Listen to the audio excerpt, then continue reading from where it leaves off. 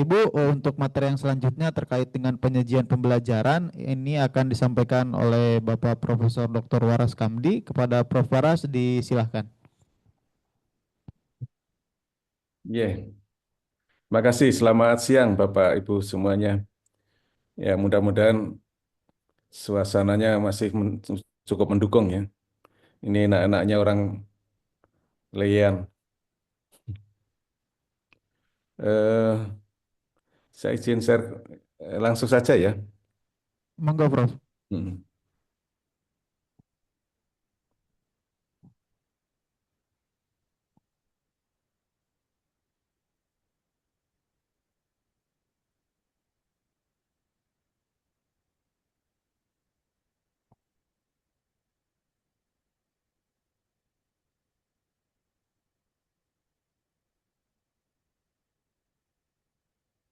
Baik,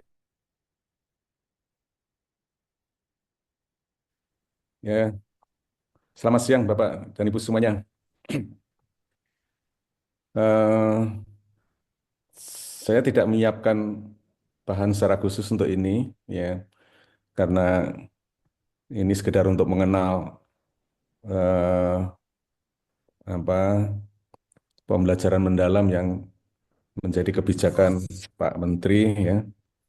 Untuk itu bahan yang sudah biasa Bapak Ibu kenal, saya kira ini juga kawan-kawan yang sudah mengikuti atau mendownload tentang bahan ajar atau naskah akademik atau PPT yang banyak digunakan di dalam berbagai pertemuan mengenai hal ini. Saya kira itu sama anunya ya, intinya. Saya hanya ingin memberikan apa konteks pembelajaran mendalam sebagai konteks ya di dalam penulisan buku buku teks gitu ya. Dan ini yang saya rasa ini sebagai satu bentuk penyelarasan gitu, penyelarasan buku teks baik teks utama maupun teks pendamping siswa ya dengan arah pembelajaran ke depan yaitu pembelajaran mendalam ini. Eh, Mungkin perlu saya anu ya sampaikan dulu mengenai latar belakangnya, mengapa pembelajaran mendalam, karena ini juga di publik itu hmm, juga masih anu ya banyak persepsi yang bermacam-macam gitu. Ada yang mempersepsi ini sebagai kurikulum baru, ada yang mempersepsi ini sebagai eh, pengganti ya, yang pembelajaran dan seterusnya. Eh, Yang perlu saya tegaskan adalah bahwa pembelajaran mendalam ini bukanlah jargon gitu ya, bukan label ya yang melekat pada satu rezim tertentu ya, tetapi ya kita kenal saya kira semua pembelajaran mendalam itu adalah ya istilah biasa saja di dalam ilmu pembelajaran yang ini sudah dikenal lama, sudah apa ya, sudah menjadi banyak kajian di dalam dunia pendidikan ya. Dalam praksis pendidikan itu juga sudah di, apa ya, dikembangkan, diterapkan di banyak tempat saya kira ya. Karena itu sebenarnya kebijakan ini memberi penegasan gitu ya bahwa implementasi ini pembelajaran mendalam itu untuk meningkatkan mutu pembelajaran ya, untuk mengatasi krisis belajar di sekolah. Jadi kita melihat berbagai gejala, ada fenomena ya, tanda-tanda gitu ya. Eh, di sekolah kita masih perlu penguatan ya di dalam eh, apa namanya peningkatan mutu pembelajaran itu ya. Penguatan praktek di kelas.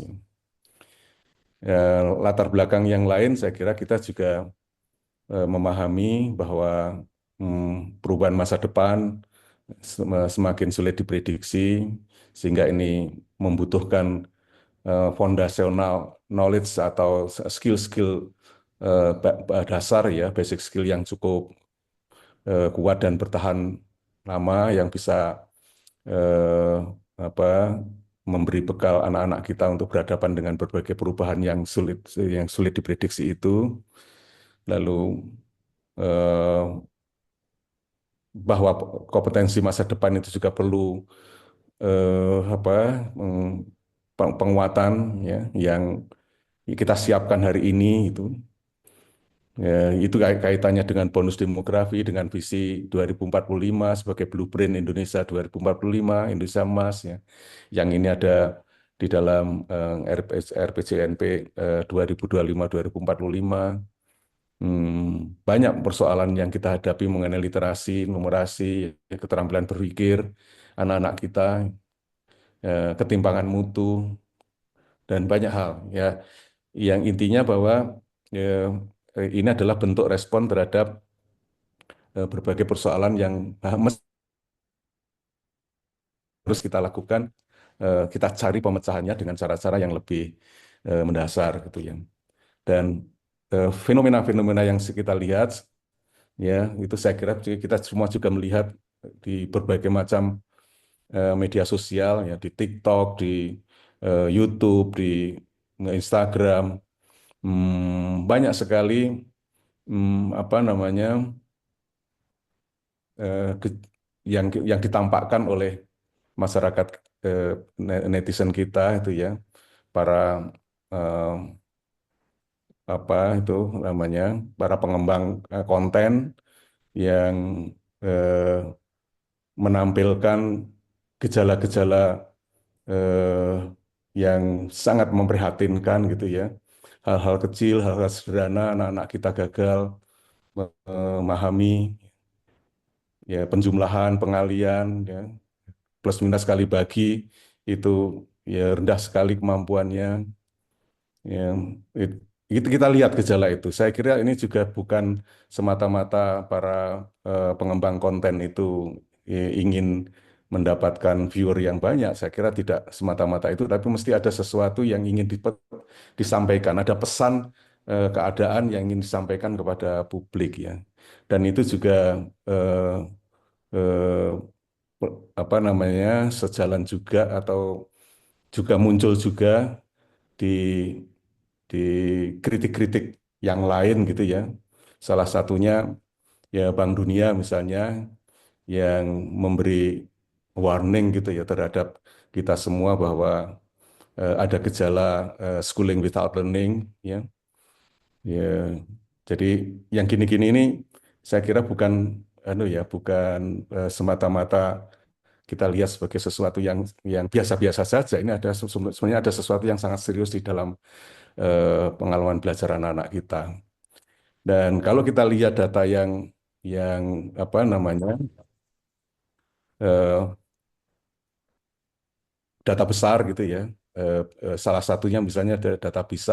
Saya kira juga banyak data yang lain yang bisa kita gunakan sebagai refleksi gitu ya. Kalau kita melihat dari hasil PISA yang ini adalah data yang dipercaya oleh banyak negara dan eh, saya kira juga kita bisa gunakan sebagai bahan refleksi gitu ya. Bahwa 99% lebih anak-anak kita itu hanya mampu menjawab soal-soal pada level 1 sampai 3 ya. Jadi eh, dari 6 level ya. Dan kurang dari 1% yang mampu menjawab soal-soal level 4 sampai 6 ya. Nah, gejala seperti ini saya kira juga tidak bisa dia dipandang biasa-biasa saja. Ini ada sesuatu yang sangat serius di dalam pengalaman belajar anak-anak kita. Pengalaman belajar itu ya yang paling utama pengalaman belajar di sekolah, di dalam kelas. Nah, inilah yang eh, apa ya, yang mengundang kita gitu untuk menaruh perhatian secara penuh di dalam praktek di dalam kelas ini sehingga mengapa kemudian pembelajaran mendalam itu menjadi satu hal yang sangat penting gitu ya. Itu saya kira anunya reasoningnya gitu ya. Lalu apa itu pembelajaran mendalam? Itu di dalam definisi yang dibuat oleh kementerian, terutama oleh Puskur ini ya, karena pengembangnya adalah di timnya di sana itu eh, didefinisikan sebagai satu pendekatan ya pembelajaran. Jadi kalau pe- persepsi-persepsi publik yang mengatakan bahwa pembelajaran mendalam itu adalah kurikulum, adalah ini, itu ya eh, ya persepsi-persepsi yang mungkin perlu perlu diluruskan gitu ya.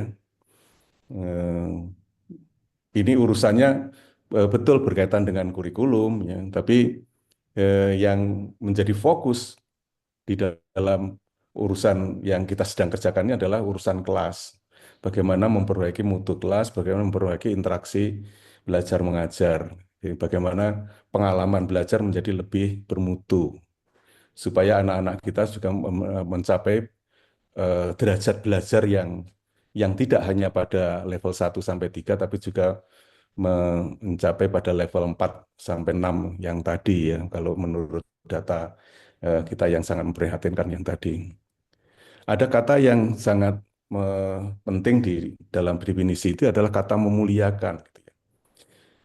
Ini saya kira dengan satu kata ini yang tidak ada di dalam definisi deep learning atau dalam bahasa Indonesianya diterjemahkan menjadi pembelajaran mendalam dimanapun itu ya. Ya. Eh, Sehingga ini adalah pendekatan belajaran yang memuliakan dengan menekankan pada penciptaan suasana belajar dan proses pembelajaran yang meaningful, yang meaningful, dan yang joyful, gitu ya, learning. Jadi ada 3 prinsip yang melekat di dalam belajar mendalam itu adalah mindful, meaningful, joyful. Dan proses-prosesnya melalui olah pikir, olah hati, olah rasa, dan olahraga ini sesuai dengan azas yang sudah kita ikuti selama ini, ya azas Sergi Ajar Dewantoro yang terjadi secara holistik dan terpadu. Jadi konsep ini mungkin juga apa namanya definisi ini eh, apa melekat pada azas-azas yang selama ini saya kira sudah kita lakukan ya. Meskipun itu belum secara mungkin dengan kesadaran penuh dalam praktek-praktek pendidikan kita selama ini. Sehingga kalau dengan menegaskan ini, kita berharap itu menjadi perhatian, menjadi fokus ya di dalam praktek pendidikan kita ke depan. Em, ini kalau kita apa namanya mm, visualkan gitu ya, semua itu adalah dalam rangka untuk mewujudkan profil lulusan. Profil lulusannya adalah ada 8 dimensi eh, yang merupakan eh, ya boleh dikatakan pengembangan dari profil pelajar Pancasila yang sudah kita kenal sebelumnya. Eh, Kenapa memuliakan ya? Saya ada kata yang memuliakan yang sangat yang melekat di dalamnya yang sangat penting ya kita eh, apa namanya kita pahami gitu. Dalam rangka penerapan pembelajaran mendalam itu ini sebenarnya hmm, sejalan atau bahkan menuju gitu ya, mendekati ke arah hakikat pendidikan yang sesungguhnya. Karena eh, pada hakikatnya inti dari proses pendidikan itu adalah mencapai kehidupan manusia yang mulia, ya, kehidupan yang bermartabat, kehidupan yang layak dan berkelanjutan, bukan hanya sebatas pekerjaan dan penghidupan. Jadi eh, inti dari apa praktek pendidikan kita atau proses-proses pendidikan kita itu menuju pada tercapainya keutuhan pribadi ya, eh, manusia seutuhnya, whole person. Oleh karena itu maka praksis praksis pendidikan itu perlu diletakkan pada aras mencerdaskan kehidupan manusiawi gitu ya, ya yaitu dalam hubungannya usaha memuliakan, memerdekakan, mengolah, ya, memberdayakan, mengembangkan dan atau menyadarkan potensi-potensi, karakter-karakter, talenta-talenta, seluruh atribut eh, keutamaan atau potensi individual atau personal. Ya. Sehingga ini menjadikan subjek didik itu sebagai pribadi yang utuh atau whole person tadi. Ya. Jadi itu kanunya landasan mengapa pembelajaran mendalam itu sangat penting dan yang seperti ini tidak akan bisa dicapai kalau pembelajaran kita itu ya berada di dalam tataran kedangkalan gitu, atau surface learning ya hanya bisa dilakukan atau bisa dicapai jika pembelajaran mendalam yang terjadi atau deep learning yang terjadi gitu. Kerangka kerjanya itu ya, yang dibuat yang dirumuskan oleh tim Puskur itu ya kita bisa membacanya dari luar, dari lingkaran luar atau dari dalam. Sama-sama bisa dilakukan. Kalau ya, dari dalam itu artinya melihat dari sasaran dulu ya, sasaran utama di dalam proses pembelajaran itu adalah mencapai 8 dimensi profil lulusan itu. Perhatian kita ada pada 8 profil lulusan itu, yaitu eh, dicapainya keimanan dan ketakwaan kepada Tuhan Yang Maha Esa, kewargaan, kreativitas apa namanya ya, hmm, boleh dikatakan sesuai skill ya atau kecakapan, kewargaan, kreativitas, penalaran kritis, kolaborasi, kemandirian, kesehatan dan komunikasi. Ada 8 dimensi yang dirumuskan sebagai satu dimensi profil pelajar Pancasila yang dikembangkan menjadi 8 dimensi ini, menjadi profil lulusan itu. Ya. Ya, harapannya dengan rumusan ini menjadi lebih eksplisit ya. Penalaran kritis, kolaborasi, kesehatan, komunikasi, kemandirian, kreativitas, kewargaan itu ya. Keimanan dan ketakwaan terhadap Tuhan Yang Maha Esa. Ini eh, leb- apa diharapkan itu menjadi lebih eksplisit bagi guru, bagi para pendidik di dalam mencapainya gitu. Karena eh, lebih lebih eksplisit di dalam arti keterukurannya bisa di, dicapai ya, atau bisa melakukan pengukuran-pengukuran yang tepat pada sasaran 8 dimensi ini. Nah, para penulis buku saya kira orientasi pertama juga ke sini. Setiap narasi apapun, konten apapun yang akan ditulis di dalam buku, itu ya buku utama maupun buku pendamping, eh, perhatian kita, fokus kita adalah untuk mencapai tujuan 8 dimensi ini ya. Ketercapaian 8 dimensi ini itu yang menjadi titik pandang utama gitu ya, kemana buku ini atau mengambil keputusan-keputusan konten apa dan eh, seterusnya ya di dalam penulisan buku itu yang orientasinya tujuannya diarahkan pada pencapaian 8 dimensi ini. Lalu bagaimana mencapai 8 dimensi itu?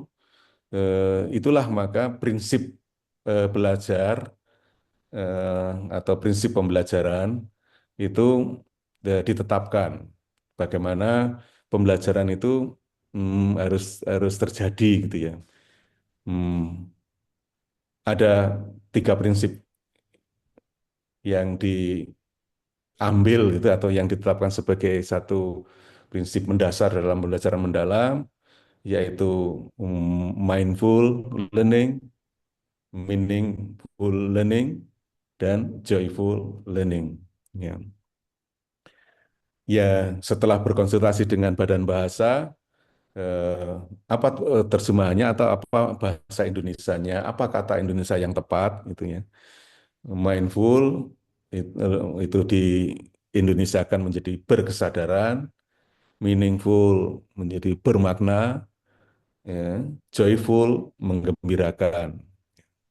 Jadi ini kesepakatan ya, kesepakatan kita di dalam memaknai atau mengindonesiakan mindful learning, meaningful learning, dan joyful learning. Prinsip itulah yang menjadi satu landasan kuat untuk membangun bagaimana terjadinya pembelajaran mendalam itu. Ya.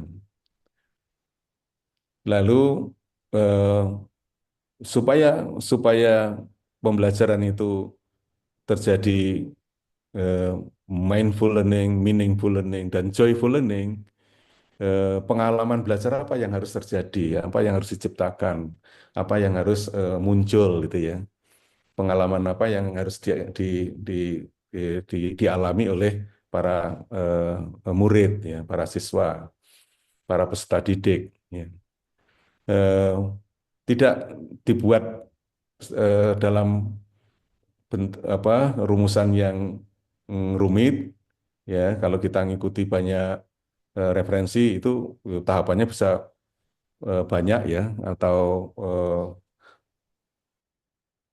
pengalaman pengalaman belajar itu bisa dikategorikan juga bisa level-level gitu ya. Nah, kita mencoba untuk membuat satu penyederhanaan supaya ini tidak membuat kerumitan di dalam praktek di lapangan ya. Ya, pada dasarnya belajar itu terjadi di dalam tiga jenis pengalaman belajar, yaitu memahami, menggunakan atau mengaplikasi atau menerapkan itu ya, lalu merefleksi apa yang telah dilalui itu gitu. Jadi eh, ada to know, ada to act gitu ya, lalu merefleksi. Ya.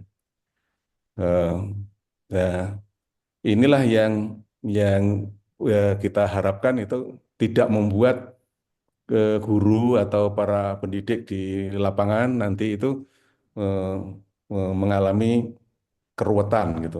Karena kalau diletakkan dalam konteks bagaimana anak bisa tahu, lalu bagaimana anak kemudian punya pengalaman menggunakan pengetahuannya, menerapkan pengetahuannya dalam berbagai konteks, dalam berbagai macam persoalan, dalam berbagai macam aktivitas gitu ya. Lalu setelah melakukan itu dia lalu merefleksi belajarnya itu gitu untuk apa namanya mengambil keputusan keputusan tindakan pembelajaran berikutnya, ya. Meregulasi diri, mengatur belajarnya kemudian, ya kalau gagal itu harus bagaimana ya mengatasi kegagalannya itu, kalau berhasil lalu bagaimana apa yang harus dilakukan belajar selanjutnya, meregulasi diri ini yang berada dalam apa pengalaman belajar merefleksi itu. Jadi sebenarnya siklus ini adalah siklus yang sangat wajar di dalam praktek pendidikan yang semestinya itu ya. Eh, Kalau kita melihat apa namanya teori-teori yang lain, misalnya model dimensi belajar Marsano misalnya ya, yang ditulis oleh Robert Marsano, itu ada 5 dimensi belajar, yang tengah itu ada tiga level itu ya sebenarnya ada dua apa nah dua siklus ya. Eh, Ya tahu, lalu setelah tahu itu orang punya pengalaman memperluas dan memperhalus, memperdalam pengetahuannya dengan berbagai eh, pengalaman belajar yang lebih lebih apa ya, lebih kompleks, membandingkan, mengklasifikasi, menganalisis, eh, mendeduksi, menginduksi, ya, mengabstraksi, macam-macam aktivitas itu sebenarnya kan proses-proses belajar, pengalaman belajar menggunakan atau apa namanya memperluas, memperhalus pengetahuan. Lalu pada siklus berikutnya, kalau menurut Mas Anu itu adalah menggunakan pengetahuan itu. Nah, menggunakan ini aktivitasnya bisa eh, macam-macam, bisa riset, ya investigasi, atau problem solving, atau decision making, atau invention, menemukan cara baru, sistem baru, model baru, produk baru, dan seterusnya.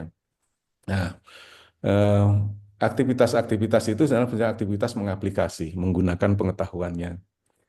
Nah, setelah aktivitas itulah maka siswa ada satu pengalaman belajar berikutnya merefleksi, melihat, mengevaluasi, merefleksi belajarnya, ya, atas keberhasilannya, atas kekurangannya, kemudian mengambil keputusan apa yang harus dilakukan berikutnya, mengatur belajarnya selanjutnya seperti apa, di situ anunya, posisi pengalaman belajar merefleksi itu. Nah, siklus yang sangat sederhana sebenarnya, sehingga guru bisa melakukan apa namanya, berbagai macam kreativitas, inovasi di dalam menentukan cara-cara bagaimana anak belajar atau punya pengalaman belajar memahami, mengaplikasi, merefleksi, itu dengan segala inovasinya bisa dilakukan dengan kesederhanaan konsep yang kita harapkan ini tidak memperumit, ya, persoalan guru ketika mendesain pengalaman belajar mereka. Kalau eh, rule-nya itu hanya eh, supaya anak tahu, setelah anak tahu, anak bisa menggunakan pengetahuan itu. Ya.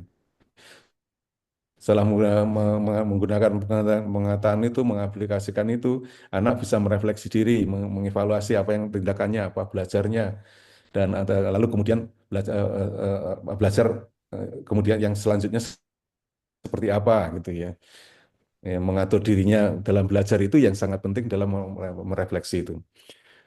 Ini saya kira eh, itu yang diharapkan itu akan memberi kemudahan pada guru untuk mempersepsi eh, pembelajaran mendalam ini. Dengan demikian pengalaman belajar yang kaya, yang utuh ya, siklus belajar yang utuh itu terjadi di dalam proses pembelajaran di kelas itu. Nah, untuk bisa terjadinya pengalaman belajar memahami, mengaplikasi, dan merefleksi itu dengan baik, maka diperlukan kerangka pembelajaran yang utuh, yang mendukung gitu ya. Te- yang lingkaran yang paling luar itu, yaitu yang pertama adalah praktek pedagogis. Praktek pedagogis itu sebenarnya menyangkut eh, ya model belajar pembelajaran apa yang dikembangkan, ya strategi-strategi apa yang di, dipilih ya untuk eh, melakukan pembelajaran yang bisa memenuhi siklus belajar, memahami, mengaplikasi, dan merefleksi itu ya.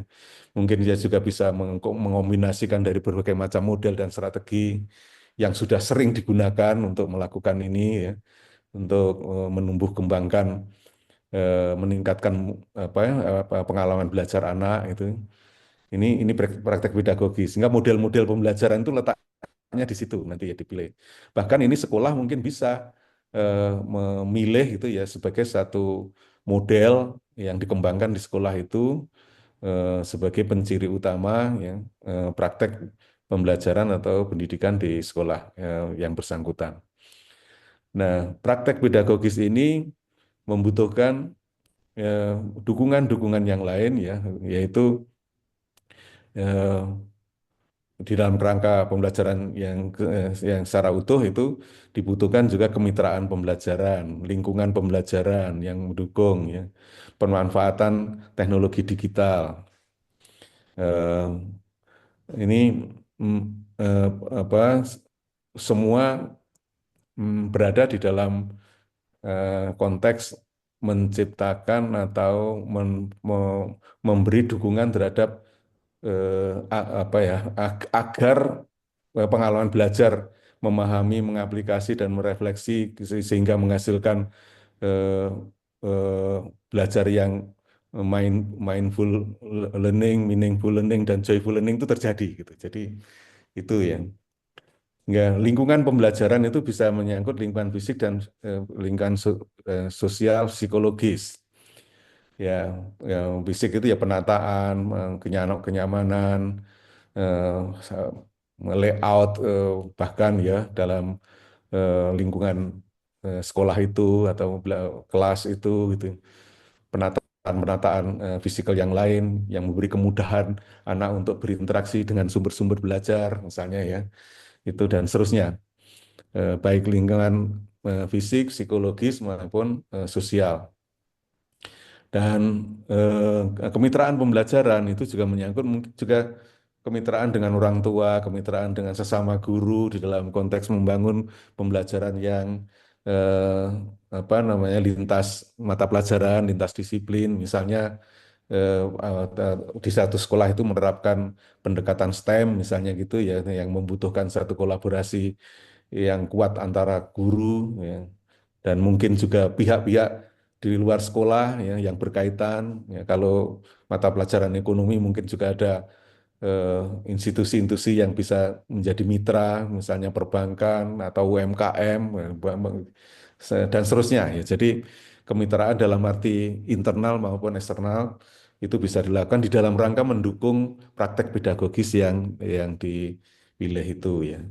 Dan yang tak kalah pentingnya adalah dukungan digital, ya, teknologi, sumber-sumber yang bisa diakses atau dimanfaatkan ya, baik itu di dalam bentuk sumber maupun sistem yang bisa mendukung proses interaksi yang baik ya, yang membuat pengalaman belajar yang kaya ini menjadi satu variabel yang sangat penting di dalam kerangka pembelajaran mendalam ini. Di, intinya di situ sebenarnya di pembelajaran mendalam itu ya. Nah, saya punya catatan tentang ini berkaitan dengan penyelarasan buku ya. Ini yang saya sampaikan beberapa waktu yang lalu ke kelompok kawan-kawan di Puskur ya. Eh, Mungkin ya ini eh, mungkin buku-buku kita juga sudah ada yang relevan atau strukturnya sudah seperti itu mendukung prinsip-prinsip pembelajaran mendalam yang kita maksud tadi ya. Tapi barangkali yang masih perlu penyesuaian, masih perlu penyelarasan, yang perlu dilakukan menurut saya eh, bagaimana struktur buku itu bisa diselaraskan itu ya dengan eh, praktek atau implementasi pembelajaran mendalam yang prinsipnya seperti tadi, yang pengalaman belajarnya yang diharapkan muncul ya seperti tadi, prinsipnya mindful, meaningful, joyful, lalu pengalaman belajarnya itu adalah ya dalam belajar memahami, menggunakan dan merefleksi ada satu siklus yang utuh mengenai hal itu ya. Artinya selesai gitu ya, tidak hanya memahami lalu berhenti gitu, tapi perlu ada pengalaman belajar yang diciptakan yang dipandu oleh buku teks ini yang mendorong anak pada pengalaman belajar menggunakan, mengaplikasikan ya, menerapkan ya pengetahuannya dalam berbagai konteks, dalam berbagai macam persoalan, dalam berbagai macam praktek berbuat sesuatu gitu ya. Sehingga dari pengalaman itu yang terjadi adalah proses-proses belajar yang makin mendalam gitu. Lalu merefleksi. Nah, keselarasan itu mungkin yang penting ya. Sehingga rasanya perlu buku-buku yang perlu penyelarasan itu perlu menata kembali gitu ya struktur buku itu teks yang sesuai dengan kerangka pembelajaran mendalam itu terutama dalam prinsip pembelajaran ya dan pengalaman belajar lalu praktek pedagogisnya ya jadi yang didukung oleh kemitraan lingkungan dan pemanfaatan teknologi digital dan dalam apa namanya kerangka kerja PM yang tadi yang di dalam model tadi disebut sebagai kerangka pembelajaran lingkaran paling luar. Prinsip mindful learning, meaningful learning, dan joyful learning ini eh, eh, saya kira kita tidak asing ya karena mm, em, beberapa tahun lalu ini juga sudah diangkat gitu ya pada waktu kita mulai menerapkan CTL pada kurikulum 2004, 2006 itu kita juga sudah mengenalkan mengenai mindful, meaningful, joyful learning ya. Bahkan kalau kita telusur dalam literatur sebenarnya ini sudah tahun 60-an, 70-an sudah berkembang ya. Ketika eh, apa mm, David Ausubel menulis bukunya tentang mindful learning itu kan, itu praktek dalam praktek pembelajaran tahun 70-an 80-an itu sangat eh, kuat itu pengaruhnya di dalam pendidikan di seluruh dunia saya kira, termasuk di Indonesia. Jadi kita mengenal sudah lama sebenarnya hal-hal seperti ini. Kita menata kembali untuk bisa mengoptimalkan ini, mendorong ini menjadi sesuatu yang powerful gitu ya, untuk mendorong peningkatan mutu pembelajaran kita yang sedang mengalami ya kalau boleh saya katakan itu ya mengalami krisis ya, kalau ngelihat dari berbagai macam fenomena yang ditampilkan di media sosial tadi. Eh, Pengalaman belajar, memahami, mengaplikasi, merefleksi, ini saya kira ini intinya tadi ya, inti dari bagaimana buku-buku teks itu, buku utama maupun buku pendukung itu eh, memberi penguatan, memberi fasilitas yang cukup bermakna gitu bagi para pembelajar, bagi anak ya, para murid, memberi kemudahan dalam memahami konsep, memahami konten, ya, memahami berbagai macam eh, pengetahuan yang di, yang dipelajari itu ya, membantu mereka me- me- mendapatkan pengalaman menggunakan pengetahuan itu dengan berbagai macam skenario aktivitas misalnya yang mengaplikasikan ya aktivitas menggunakan pengetahuan itu. Lalu ada juga memandu mereka untuk melakukan refleksi misalnya itu ya. Sehingga ketika menggunakan buku itu ya anak apa namanya terbawa atau terpandu, dia melakukan refleksi terhadap apa yang dia capai, yang pelajari gitu ya, sehingga dia bisa meregulasi diri di dalam belajarnya gitu. Nah, ini sangat penting saya kira dua dua ini ya, prinsip dan pengalaman belajar itu yang kemudian dikaitkan dengan praktek pedagogis. Ya, praktek pedagogis ini sebenarnya pilihan pilihan guru itu. Tetapi kalau buku itu bisa juga memberi peluang, memberi kemudahan dan memberi fasilitas yang lebih baik pada guru-guru ketika mengambil keputusan model pembelajaran misalnya tertentu itu ya, atau strategi pembelajaran tertentu, lalu ini cocok dengan buku ini dan seterusnya. Nah, ini kalau bisa keselarasan itu bisa dicapai, itu akan sangat memberi dukungan ya, yang kuat gitu ya terhadap proses pembelajaran yang mendalam itu, proses mendalam, pembelajaran mendalam. Eh, saya kira itu intinya ya, dan bahwa kemudian perlu mengelaborasi penyajian isi dan seterusnya. Ini ada strategi sebenarnya ini. Strategi-strategi dalam penulisan buku itu kalau bisa juga memberi apa ya semacam eh, semacam template atau blueprint atau apa namanya ya yang memberi kemudahan anak untuk menstruktur pengetahuannya. Nah, ini kan sangat tergantung atau sangat dipengaruhi itu oleh penyajian isi atau penyajian materi ya. Jadi pe- pengorganisasian konten knowledge dalam satu buku itu akan memberi eh, jalan menuju kemudahan anak membangun atau menstruktur pengetahuannya. Gitu. Ya, misalnya ditata di organisasi menggunakan teori tertentu ya teori teori elaborasi misalnya atau skemata Ausubel misalnya ya. Kalau dalam biologi biasanya itu di disebutnya sebagai peta konsep macam-macam itu kan sebenarnya cara-cara memandu apa namanya anak di dalam membaca memahami isi itu sekaligus mendapat tuntunan gitu ya mendapat kemudahan mereka untuk menstruktur pengetahuannya, menghubungkan antar konsep, menghubungkan antar eh, eh, prinsip gitu ya. Lalu dari struktur-struktur yang dia bangun itu akan dia bangun relasi-relasinya sehingga dicapailah satu bentuk atau hasil struktur pengetahuan yang terbangun di dalam kognisi siswa itu dalam pikiran siswa, dalam memorinya itu lengkap gitu, menjadi struktur yang pengetahuan yang sangat kaya, yang sangat luas dan dalam. Dan bahkan kalau kemudian eh, dari belajar itu ya bisa mengembangkan pada level yang lebih abstrak misalnya, ya pada level extended abstrak, membuat analogi, membuat hipotesis, membuat prediksi yang itu didasarkan atas struktur-struktur relasional pengetahuan yang dia miliki, itu misalnya, itu akan pembelajaran yang sangat mendalam.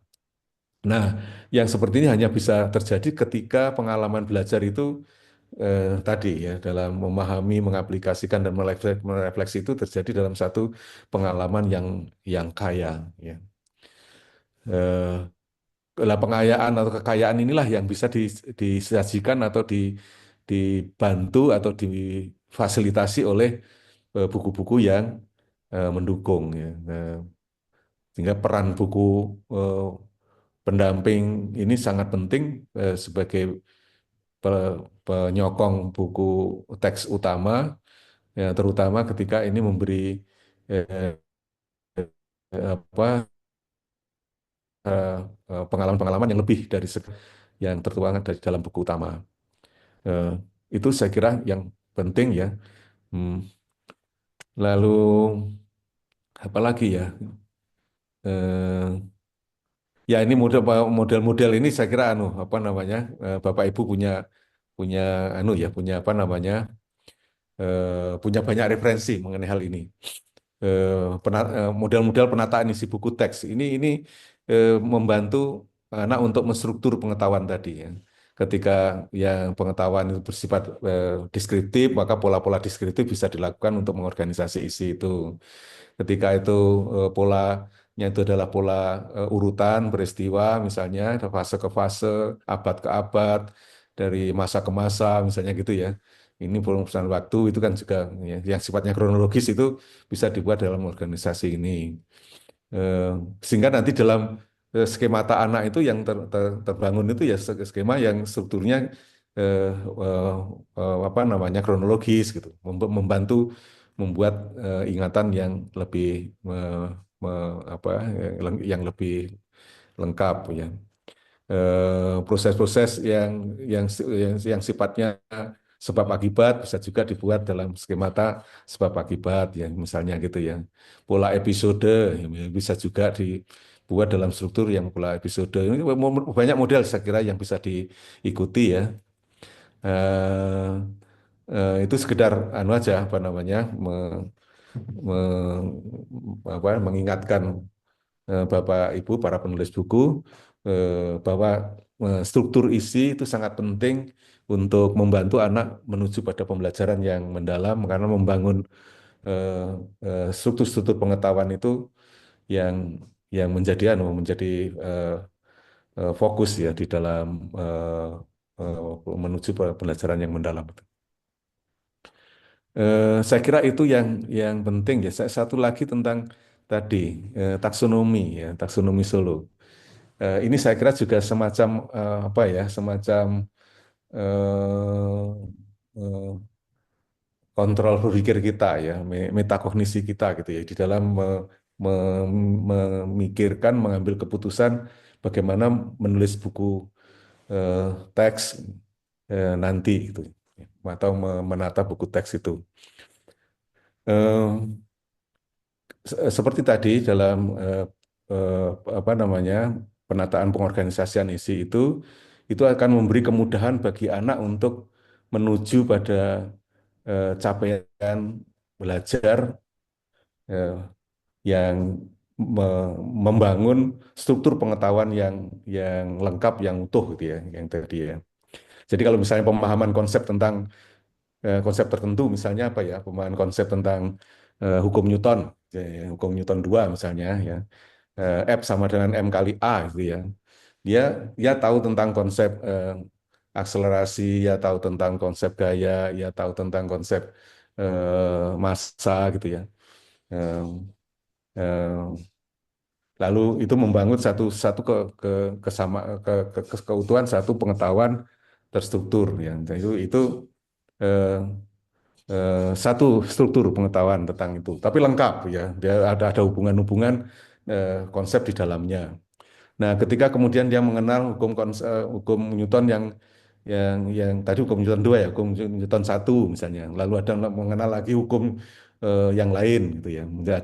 Ada struktur pengetahuan hukum 1, hukum 2, hukum 3 dan seterusnya. Dia bisa mengetahui itu semua. Eh, Dia tahu dan paham dan hubungan konsep-konsepnya di dalamnya dia paham, tetapi dia belum bisa menghubungkan, merelasikan ya.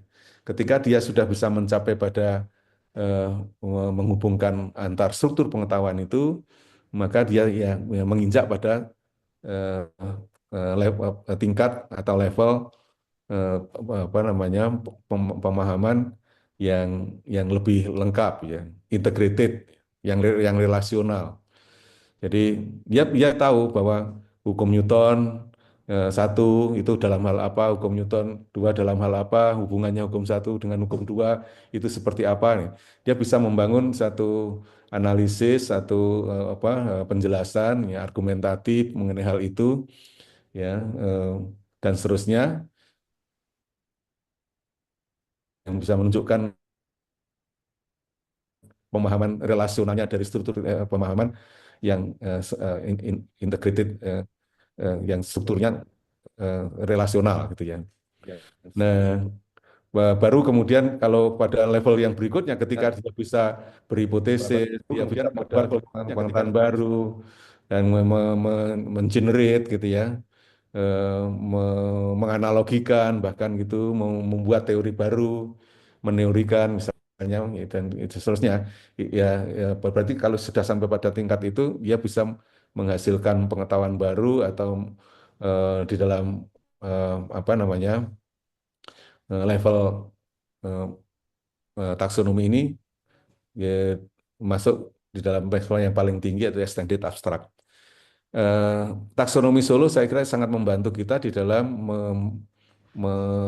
mengontrol seberapa dan berada di mana konten sajian isi buku ini dan tertuju pada capaian level apa belajar anak dari eh, uraian atau ulasan buku ini gitu ya, yang apa yang ingin dicapai di dalam buku itu setiap babnya atau setiap chapternya dan seterusnya bisa sehingga ini apa namanya dari keutuhan mendapatkan pengetahuan dari buku itu satu keutuhan pengetahuan yang yang eh, apa mm, pengetahuan yang ya boleh dikatakan sempurna gitu ya dalam tanda petik.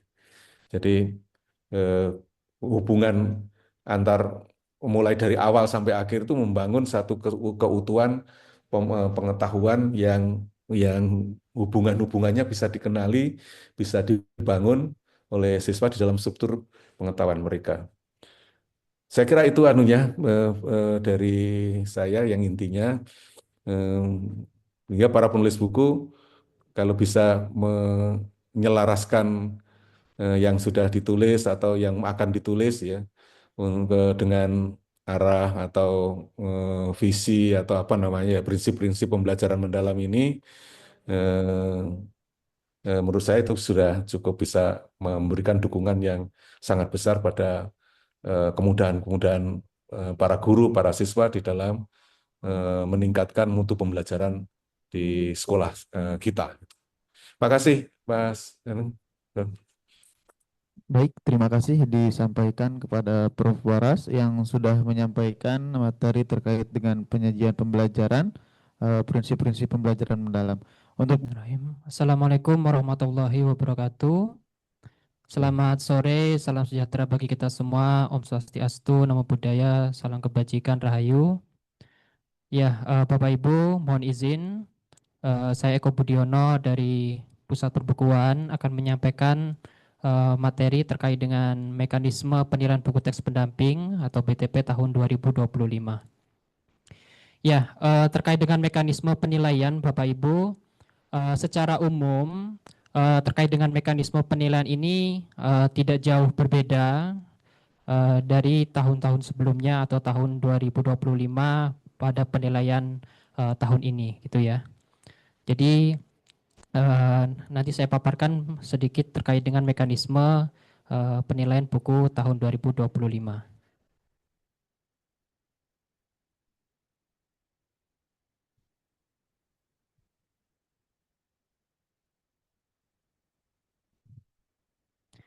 Ya, ini adalah regulasi Bapak Ibu dari seluruh proses penilaian buku teks pendamping yang dilakukan oleh Pusat Perbukuan Kemendikbud, yaitu utamanya adalah regulasi mengenai Undang-Undang Nomor 3 Tahun 2017 tentang Sistem Perbukuan serta regulasi-regulasi di bawahnya atau regulasi turunannya dari Undang-Undang Sistem Perbukuan. Ya, Bapak Ibu bisa membaca utamanya nanti misalnya pedoman penilaian buku pendidikan, yaitu Peraturan Kepala Beskap nomor 039. Di sana sudah sangat jelas dari regulasi ini bagaimana mekanisme penilaian buku teks pendamping dilakukan. Ya, ini tadi sudah disampaikan terkait dengan tujuan penilaian, yaitu untuk mendapatkan buku pendidikan atau buku teks pendamping yang bermutu sebagai sumber belajar bagi peserta didik. Ini sesuai dengan regulasi ya. Ini juga tadi sudah disinggung bahwa buku yang dinilai ini adalah buku masyarakat dan dinilai oleh kementerian untuk dapat digunakan di sekolah yang sifatnya adalah memperluas, memperdalam, dan melengkapi materi pokok dan dinilai sebagai produk akhir buku, yaitu maksudnya buku lengkap, anatominya lengkap, dummy buku gitu ya, di mana dalam proses penilaian ini kita lakukan. Kemudian ini adalah tahapan penilaian Bapak Ibu. Secara umum ada 3 tahapan ya. Yang pertama pra penilaian, yaitu meliputi kelengkapan administrasi dan kelengkapan umum. Untuk kelengkapan administrasi ini terkait dengan keabsahan dari dokumen yang dipersyaratkan nantinya ya. Kemudian untuk kelengkapan umum ini seperti kelengkapan terkait dengan anatomi buku yang dikirimkan oleh Bapak Ibu, di mana anatomi lengkap ya. Nanti di materi ini ada beberapa nanti disampaikan. Kemudian untuk proses penilaian ini terkait dengan substansi materi, kemudian pembelajaran, desain, dan grafika. Ini adalah 4 bagian utama dari buku yang dinilai ya terkait dengan substansi buku. Kemudian setelah buku dinilai, ini buku yang layak akan ditetapkan melalui keputusan menteri, yaitu untuk buku teks pendamping ini. Nah, ini gambarannya Bapak Ibu alur dari proses penilaian buku teks pendamping, mulai dari pendaftaran, proses pra penilaian, kemudian penilaian tadi ya, meliputi standar materi, standar penyajian, desain, dan grafika. Kemudian buku yang layak dari penilaian ini akan dibahas dalam rapat pleno oleh Komite Penilaian Buku Teks. Nah, buku yang layak atau dinyatakan layak dalam proses pleno nantinya akan ditetapkan melalui SK Kemendikbud. Bapak Ibu, setiap buku yang dinilai ini dinilai oleh beberapa ahli ya, kategori ya. Jadi ada feedback nantinya dalam proses penilaian ini dari ahli materi, kemudian ahli pembelajaran, guru, desain, dan grafika. Jadi setiap buku dinilai oleh minimal ini kita kategorisasikan 4 penilai ya, ahli materi, pembelajaran, guru, dan desain, dan grafika. Seluruh proses penilaian yang dilakukan ini sekarang ini sudah berbasis aplikasi ya, atau menggunakan aplikasi yang dimana dapat diakses di app.buku.kemdikbud.go.id. Jadi tidak menggunakan fisik buku lagi, bukunya merupakan salinan lunak berupa buku beridentitas dan buku tanpa identitas. Jadi seluruh proses penilaian sampai dengan proses pengumuman dapat diakses melalui app.buku.kemdikbud.go.id. Ya, ini tadi yang ditanyakan ya Bapak Ibu ya. Jadi buku yang dinilai dan waktu pendaftarannya. Pada periode penilaian ini, buku yang dinilai yaitu dari mata pelajaran umum untuk jenjang SD, SMP, dan SMA dengan kuota penilaian kurang lebih 450 judul buku. Kemudian untuk mata pelajaran kejuruan atau jenjang SMK ini sebanyak 500 judul buku kuotanya, Bapak Ibu. Kemudian untuk waktu pendaftarannya ini nantinya akan mulai dari tanggal 9 Juni 2025 pukul 00:00 waktu Indonesia bagian Barat dan selesai di 20 Agustus 2025 pukul 23:59 waktu Indonesia bagian Barat, di mana seluruh proses penilaian atau pendaftaran ini dapat diakses melalui app.buku.kemdikbud.go.id. Nah, ini untuk mata pelajarannya kurang lebih Bapak Ibu. Untuk mata pelajaran umum ada 46 kategori atau mata pelajaran per kelasnya. Kurang lebih ada 46 dari ada bahasa Inggris, kemudian kelompok mata pelajaran IPAS, IPA, IPS, matematika, kelompok ilmu sosial, ilmu alam, kemudian Pancasila dan PJOK. Ini untuk mata pelajaran umumnya. Kemudian untuk mata pelajaran kejuruannya, ini ada kurang lebih 239 mata pelajaran kejuruan per kelasnya ya. Nanti informasi ini dapat dibagikan atau dapat Bapak Ibu akses melalui pengumuman ya. Kemudian ini ketentuan BTP atau buku teks pendamping tadi juga sudah dijelaskan. Ini saya highlight karena penting ya. Buku teks pendamping mengacu pada kurikulum. Nah, untuk dokumen kurikulum yang dapat diacu adalah keputusan Kepala BSKAP nomor 032 /H/KR/2024. Jadi seluruh mata pelajaran ini mengacu pada dokumen CP sesuai dengan dokumen kurikulum tersebut. Dan fokusnya adalah mengacu pada sebagian materi pokok pada mata pelajaran tersebut. Kemudian buku teks pendamping berfungsi memperluas, memperdalam, atau melengkapi materi pokok, tadi sudah cukup dijelaskan. Kemudian menerapkan pendekatan pembelajaran sekurang-kurangnya memiliki satu keselarasan dan keterpaduan antara TP, materi aktivitas dan asesmen.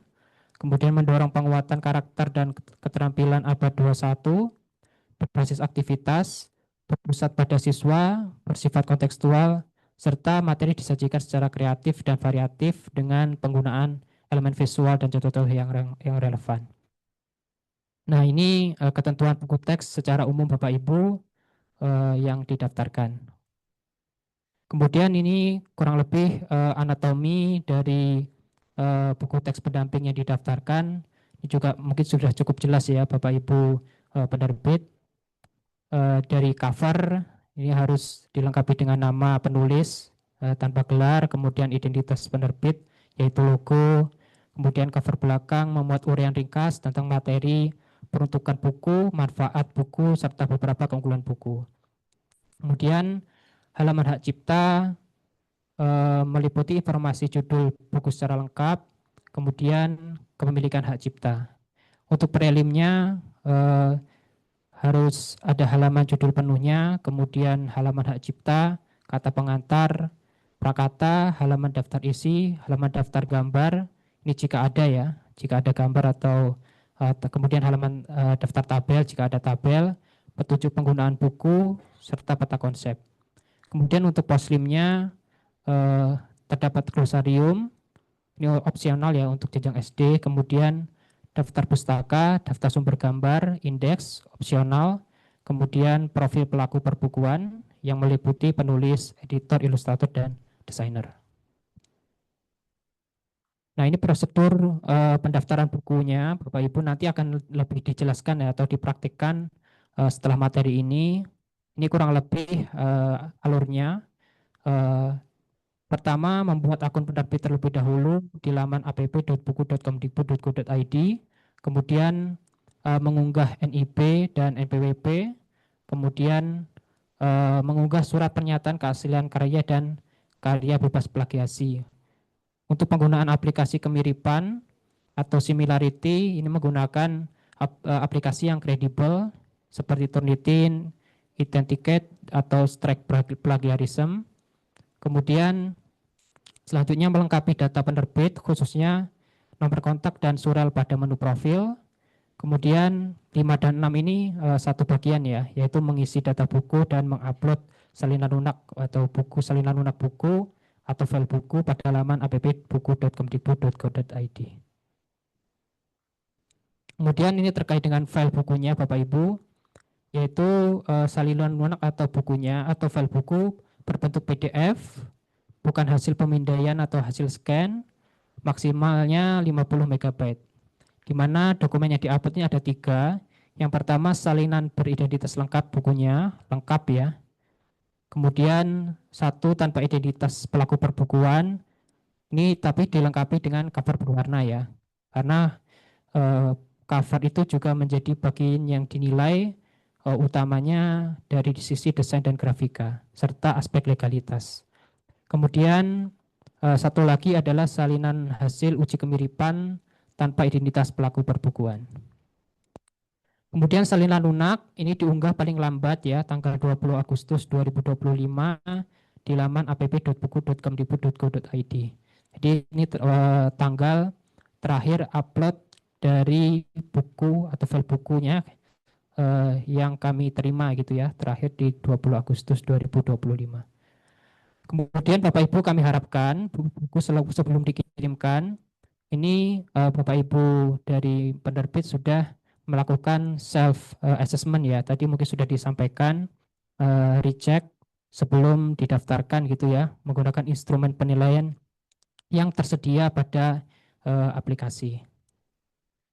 Baik, itu Bapak Ibu kurang lebih yang dapat kami sampaikan terkait dengan mekanisme penilaian buku teks pendamping tahun 2025. Terima kasih. Wassalamualaikum warahmatullahi wabarakatuh. Simak terkait dengan pengenalan pendaftaran dan proses penilaian pada aplikasi penilaian yang akan disampaikan oleh Pak Denny. Kepada Pak Denny disilakan.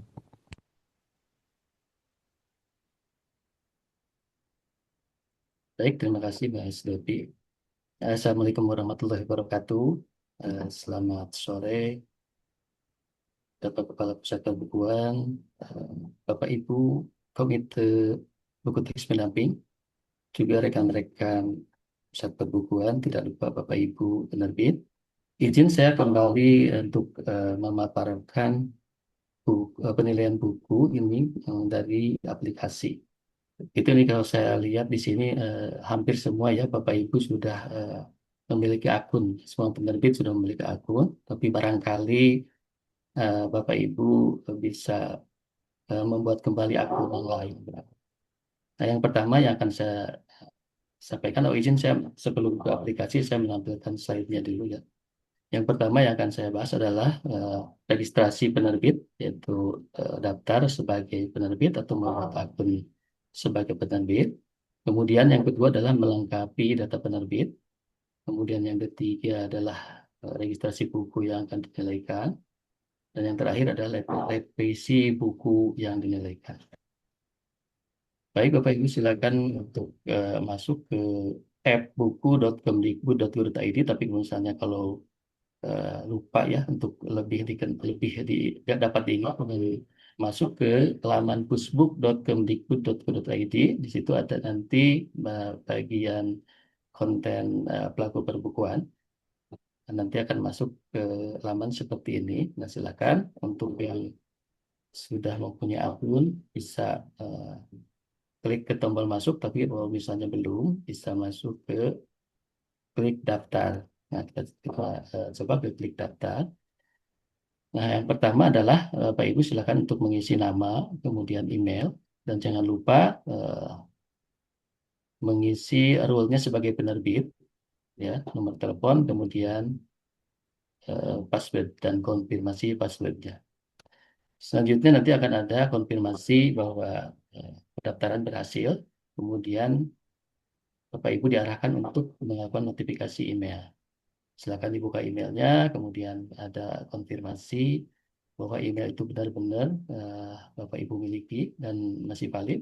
Dan selanjutnya ada notifikasi nanti konfirmasi pendaftaran sudah selesai dan akun Bapak Ibu sudah bisa dipergunakan.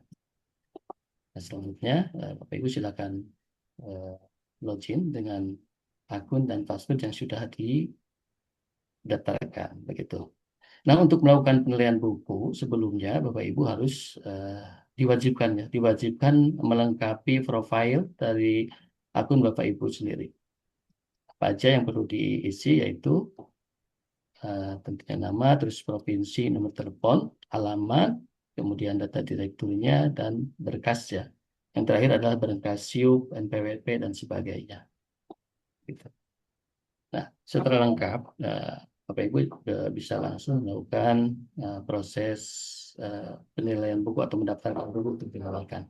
Nah, ini sedikit saya sampaikan alur dari penilaian buku BTP ini yang dapat diakomodir atau yang diakomodir oleh aplikasi ini. Yang pertama adalah registrasi buku, yaitu proses pendaftaran buku-buku yang Bapak Ibu nilaikan tentunya. Nah, kemudian di pusat perbukuan nanti ada proses submission dan pra-penilaian. Nah, proses submission dan pra-penilaian ini adalah pengecekan terhadap kelengkapan buku biasanya ya. Kelengkapan buku, apakah buku itu lengkap, semuanya terupload dari mulai buku tanpa identitas, buku identitas, sama uji kemiripan, kemudian buku legalitas CP-nya sudah ada, terus legalitasnya sudah lengkap. Nah, itu baru nanti sudah selesai baru maju ke tahap penilaian. Nah, apabila ditemukan beberapa hal yang memang belum lengkap, dirasa belum lengkap begitu, nanti ada satu kali proses revisi di mana Bapak Ibu nanti harus memperbaiki bukunya sesuai dengan catatan yang disampaikan oleh validator atau pusat perbukuan, kan di sini belum masuk ke tahap penilaian begitu. Nah, setelah Bapak Ibu melengkapi dan layak mengikuti penilaian, nanti di tahap penilaian ini ada kalau nggak salah akan dinilai oleh minimal itu 4 orang ya, 4 orang penilai, yaitu penilai ahli materi, ahli pembelajaran, penilai dari gurunya sendiri, dan penilai ahli kegrafikan. Gitu. Apa yang dilakukan penilai adalah hanya semata-mata untuk mencari dan mencatat kekurangan yang ada di buku yang Bapak Ibu nilaikan. Nah, kemudian setelah penilaian, maka masuk ke tahap supervisi dan pleno. Apa yang dilakukan supervisi dan pleno ini? Yang pertama adalah menyelaraskan catatan-catatan kekurangan dari para penilai. Karena penilai ini tidak satu orang ya, beberapa orang yang dimungkinkan ada jawaban-jawabannya, catatan-catatan yang sama. Nah, itu perlu dihapus ya, cukup satu saja untuk kekurangan yang sama. Kemudian memperjelas apabila catatan dari penilai ini dirasa belum jelas. Karena kenapa harus diperjelas? Karena catatan dari penilai ini nanti akan disampaikan ke Bapak Ibu penerbit sebagai pemegang bukunya begitu. Nah, kemudian yang ketiga, mungkin saja supervisi ini ditemukan kekurangan baru atau kesalahan baru begitu. Nah, makanya di sini proses supervisi yang pertama adalah menyelaraskan hasil dari para penilai sehingga catatan kekurangan yang disampaikan oleh penilai ini jelas dipahami dan Bapak Ibu penerbit nanti akan dengan mudah kalau misalnya harus melakukan perbaikan. Nah, yang kedua adalah pleno. Nah, pleno di sini adalah memutuskan ya, karena dari 4 penilai ini memungkinkan mempunyai kesimpulan yang berbeda begitu. Nanti di pleno ini ditetapkan apakah buku itu dinyatakan layak atau harus revisi dulu. Revisinya apa? Revisi minor atau revisi mayor. Revisi minor adalah eh, catatan-catatan kekurangan ini apabila memerlukan perbaikan itu kira-kira bisa diselesaikan dalam 10 hari misalnya gitu ya. Nah, itu mungkin sama eh, pas di proses supervisi dan pleno ini akan dinyatakan sebagai revisi minor. Atau misalnya kalau eh, perbaikannya dirasakan tidak memungkinkan untuk dalam waktu yang singkat atau lebih dari 10 hari atau misalnya 1 bulan atau 2 bulan, maka akan dimasukkan ke revisi mayor begitu. Nah, ini soalnya apa hasil catatan dari penilaian ini layak atau tidak layak, kekurangan ini akan disampaikan ke Ibu Bapak ya. Sehingga mungkin dimungkinkan untuk melakukan perbaikan dan kalau misalnya perbaikan diperlukan waktu yang lama, itu Bapak Ibu bisa didaftarkan kembali ke penilaian berikutnya gitu. Nah, proses revisi ini nanti revisi 1, revisi 2 ini karena waktunya terbatas, ada waktunya terbatas, maka kami akan sampaikan lewat WA biasanya ya. Nah, sekarang Bapak Ibu sekalian bisa masuk ke agenda untuk mendaftarkan buku ya. Bapak Ibu silahkan pilih agenda penilaian, kemudian di sini kita lengkapi sekarang ada SWOT assessment ya. Jadi sebelum Bapak Ibu menilaikan buku, alangkah baiknya Bapak Ibu melakukan SWOT assessment dengan instrumen yang telah kami buat di sini, silakan. Ya, jadi mudah-mudahan setelah melakukan assessment ini, penilaian buku yang Bapak Ibu nilaikan bisa eh, layak atau minimal revisi minor begitu.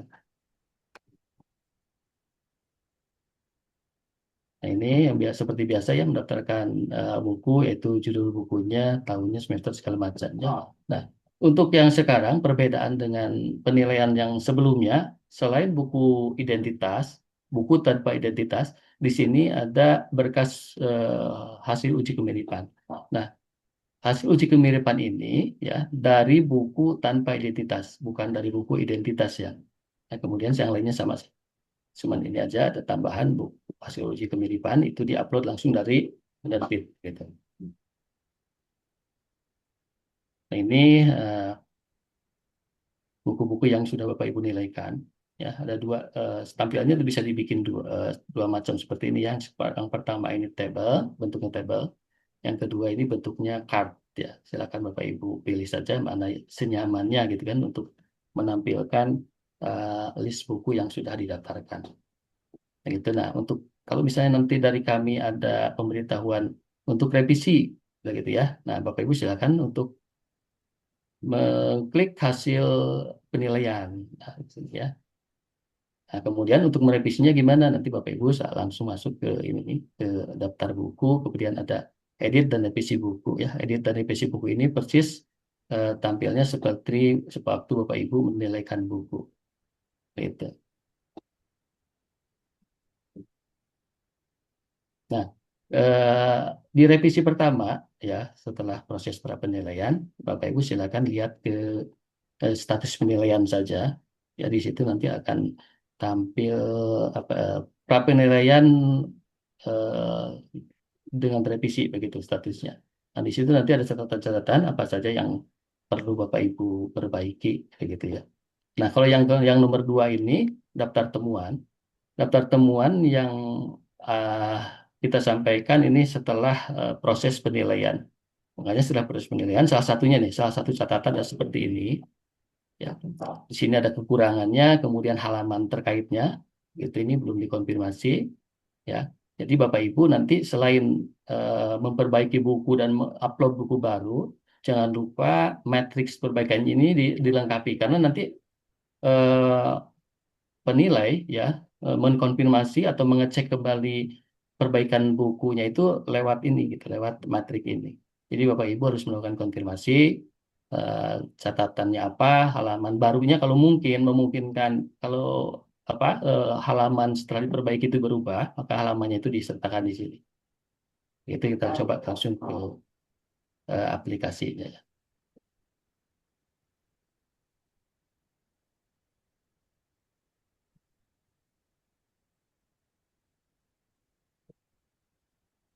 Nah, silakan Bapak Ibu login dengan akun masing-masing. Nah, di sini nih ada yang dibuka nanti ya, untuk mencoba saya buka dulu untuk yang PTP saja. Nah, di sini ada apa? Ada instrumen ya, silakan sebelum melakukan pendaftaran Bapak Ibu lihat dulu instrumen apa sih yang digunakan untuk penilaian.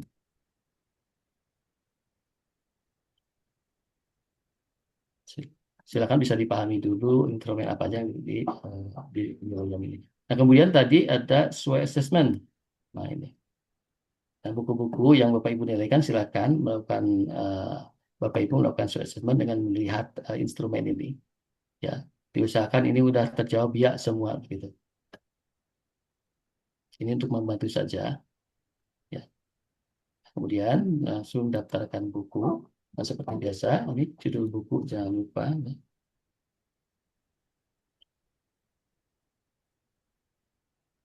Tahun terbit, semester, imprint misalnya kalau ada.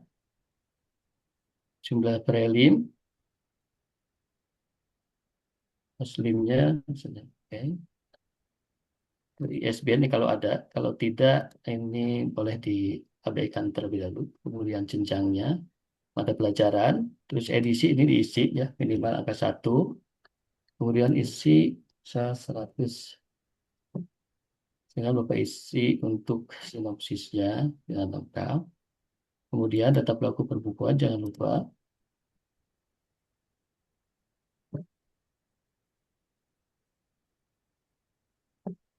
Nah, selanjutnya ini berkas buku. Nah, ini berkas buku original lengkap ya. Nah, bagaimana caranya? Yang pertama adalah pilih berkas dulu.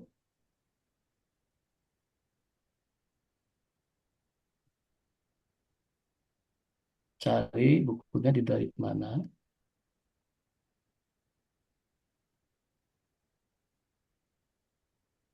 Nah, setelah memilih buku jangan lupa untuk mengklik unggah ya. Sampai ada notifikasi berhasil diunggah. Nah, di sini juga ada ya, bukan tombol tapi keterangan notif bahwa filenya sudah berhasil diunggah. Kemudian tanpa identitasnya,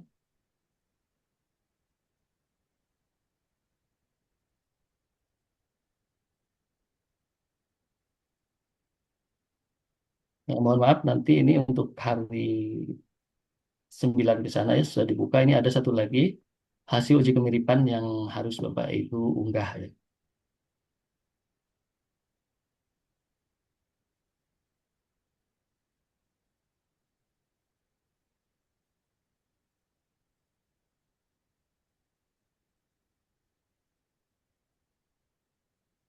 Baik, setelah daftar buku ada yang terakhir adalah legalitas.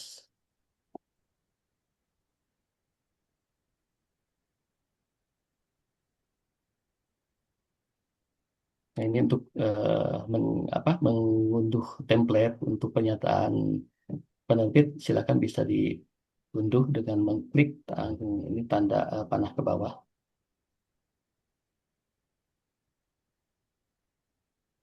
Oke, setelah semua terisi dan buku beserta legalitasnya terupload, terakhir adalah simpan permanen. Nah, sampai gini ya, sampai silakan lengkapi bagian berkas buku yang wajib. Gitu. Berarti ada yang belum lengkap.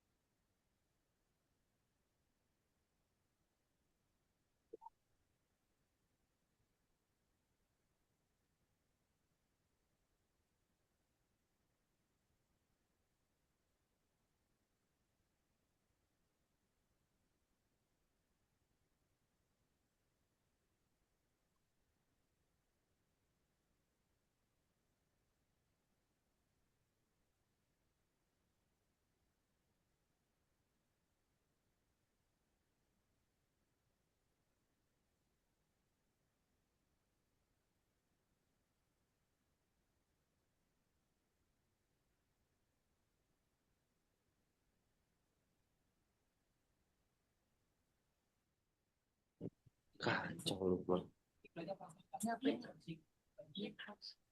Jadi setelah selesai akan muncul di tabel list atau di list hasil buku yang Bapak Ibu telah daftarkan gitu. Nah, selanjutnya untuk melihat hasil penilaian yang dari revisi tadi ya, revisi 1, contohnya seperti ini. Nah, ini berapa penilaian perlu revisi. Apa yang harus perlu revisi adalah yang pertama, buku tanpa identitas masih mencantumkan nama penerbit. Buku hasil uji kemiripan belum ada. Nah, Bapak Ibu ini harus lengkapi ya dengan cara masuk ke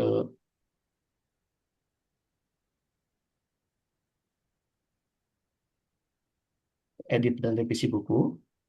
Nah, selanjutnya untuk berkas bukunya silakan diganti lagi. Nah, ganti berkas misalnya yang ganti tanpa identitasnya belum terupload, ganti berkas. Nah, seperti biasa sebelum save harus unggah dulu gitu. Berhasil diunggah. Oke. Setelah itu silakan untuk simpan permanen kembali.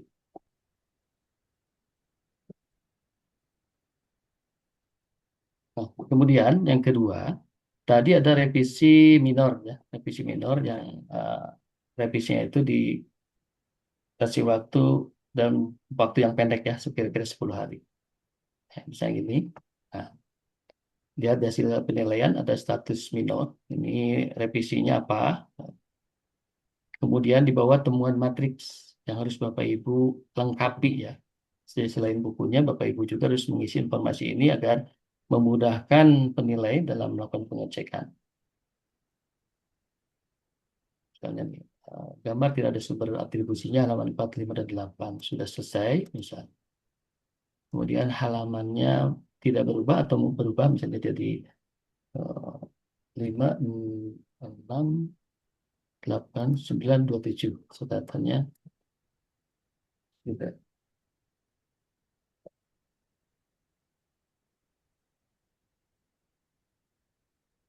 Kalau diperbaiki, ini status perbaikannya akan menjadi biru ya.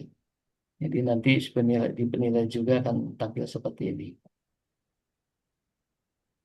Kemudian gambar tidak ada nomor, ini sudah selesai, perbaiki. Kemudian halaman tetap. Misalnya.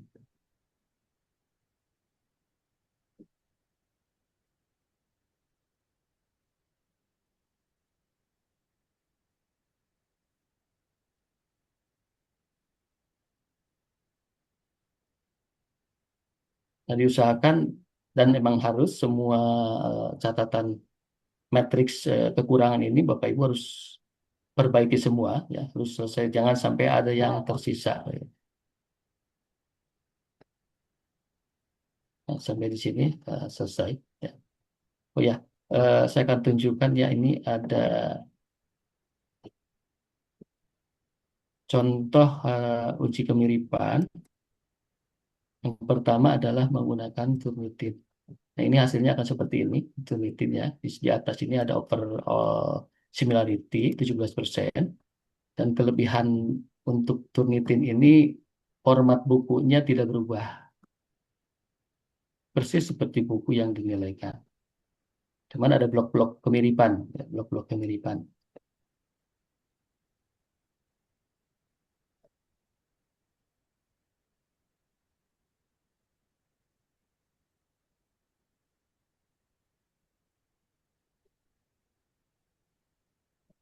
Ya, kemudian yang kedua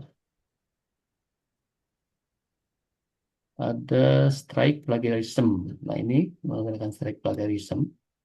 Nah, ini formatnya cuman teks ya. Jadi gambar-gambar dan format buku PDF-nya itu hilang. Sini ada hasil akhirnya 16,25% similarity. Ini blok-bloknya hanya ke teks gitu. Ya, ini kembali banyak ke teks. Ini strike plagiarism. Kemudian satu lagi ini ada yang menggunakan plug ya. Sama ini juga plug, hasil uji kemiripannya 20% di atas. Ini sama hampir sama dengan strike plagiarism karena bentuknya teks ya. teks yang diambil gitu, bukan format buku aslinya gitu. Silakan Bapak Ibu gunakan uji kemiripan yang Bapak Ibu pahami, yang punyai gitu.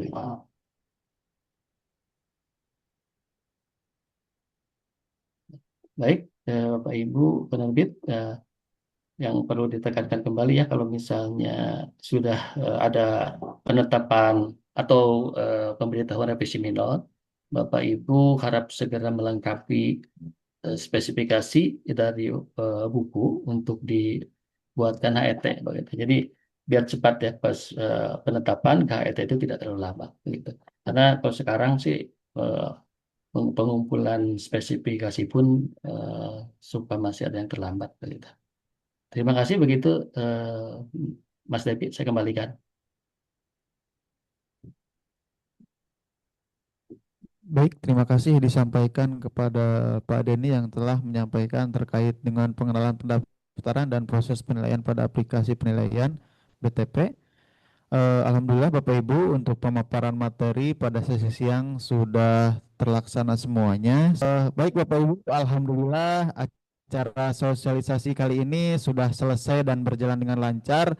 Terima kasih disampaikan kepada Bapak Ibu seluruh peserta sosialisasi yang telah berkenan hadir pada kegiatan hari ini. Semoga Bapak Ibu penerbit dapat memperhatikan ya segala ketentuan yang sudah ditetapkan oleh Pusat Perbukuan, sehingga buku yang didaftarkan ini dan dikirimkan pada kami dapat memenuhi kualifikasi dan banyak yang lolos penilaian pada tahun 2025 ini. Saya David Ratama mewakili seluruh panitia Pusat Perbukuan mengucapkan banyak terima kasih dan mohon maaf sebesar-besarnya atas kesalahan, ucapan, dan perbuatan yang disengaja maupun tidak disengaja.